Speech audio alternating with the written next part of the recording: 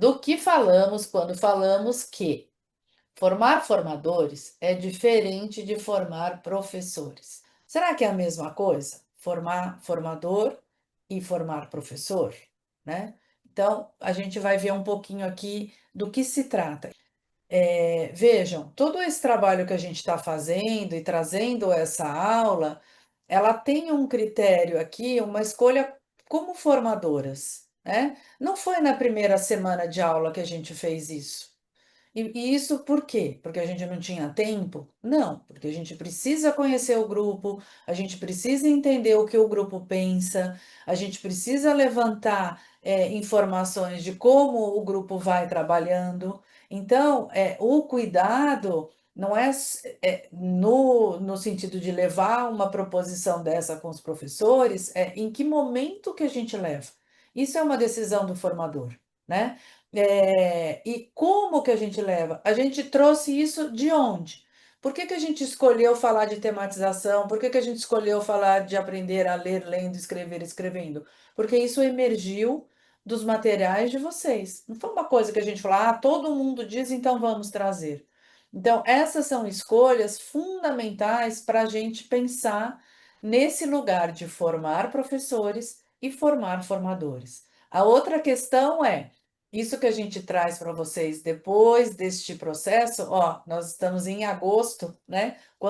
Setembro já? Quanto tempo aí a gente circulou juntos, né? É uma decisão, né? Então, quando a gente fala, né, sobre essa diferença, significa que formar estudantes, professores e formar formadores são práticas bem diferentes, embora tenham pontos em comum. Se o conteúdo a ser trabalhado é, por exemplo, práticas de leitura de textos de diferentes gêneros, para os estudantes, a questão é propor boas situações de leitura.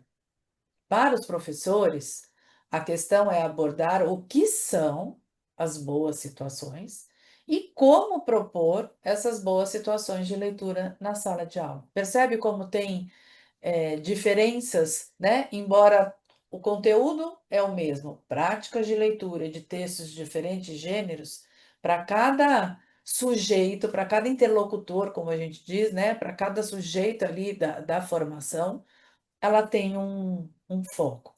Então, e para os formadores, né? Para os formadores, a questão é como abordar com os professores da melhor forma possível, como trabalhar essas boas situações de leitura, especialmente quando eles não têm a mesma concepção. Então, muitos de vocês foram trazendo aqui no chat: mas os professores não pensam assim. Mas os professores têm outra concepção. Se fosse tudo.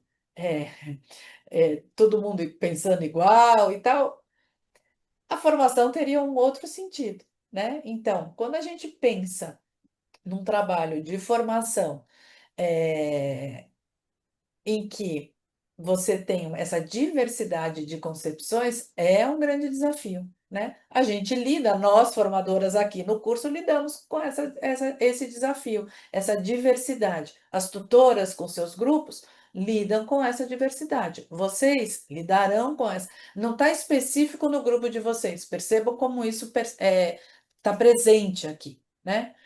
Então, o que que é que não significa? Bom, então isso não significa, quando a gente está pensando nesse trabalho com professores e formadores, isso não significa repassar para professores e formadores o conteúdo a ser trabalhado na sala de aula, como se a questão fosse apenas comunicar informação sobre o que ensinar.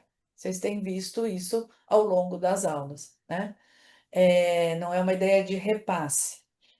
Isso não significa que o planejamento de uma aula para os estudantes, de uma pauta de formação de professores e de uma pauta de formação de formadores seja igual quando o conteúdo central é o mesmo.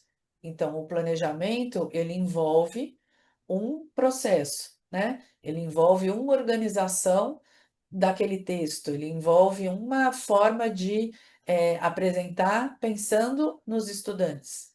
Uma pauta de formação para professores que são as pautas que vocês encontram nos fascículos, elas foram pensadas considerando quem o interlocutor?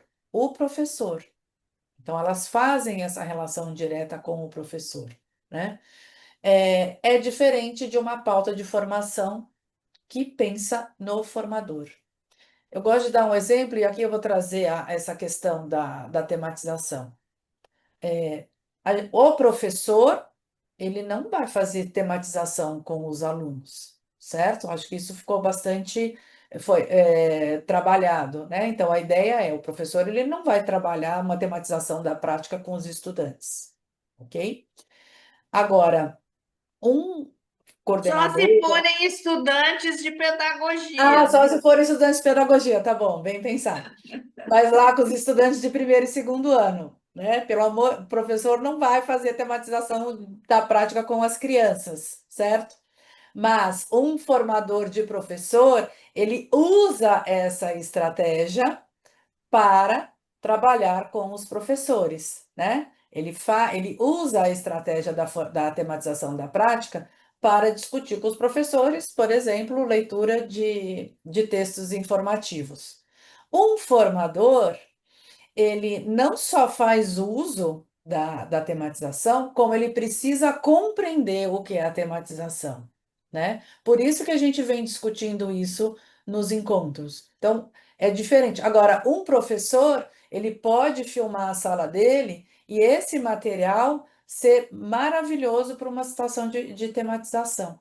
Então, é sofisticado, tem né, umas diferenças, mas é importante que a gente vá compreendendo isso. Por fim, não significa cascatear informações sobre o que fazer na sala de aula, iniciando com formadores que passam adiante para professores, que então realizam com as turmas o que foi comunicado. São modelos transmissivos que predominam na formação inicial e continuada, que criaram essa ilusão multiplicativa. Logo no começo, né, do nosso encontro, eu fiz a abertura falando justamente do que permanece ainda nas formações. Então, existe aí uma falsa ideia de que basta saber o que é melhor a fazer, o que é o melhor a fazer para estar apto a colocar em prática. Então, formar professores é diferente de formar formadores no que se relaciona às decisões, ao como discutir, né, aquilo que vai ser apresentado. Por fim, vou passar aqui para a Rosaura. Eu acho que a gente volta a falar sobre essas questões, né? Com certeza. Aqui tem alguns materiais também todos estão lá, fazem parte do Para Saber Mais.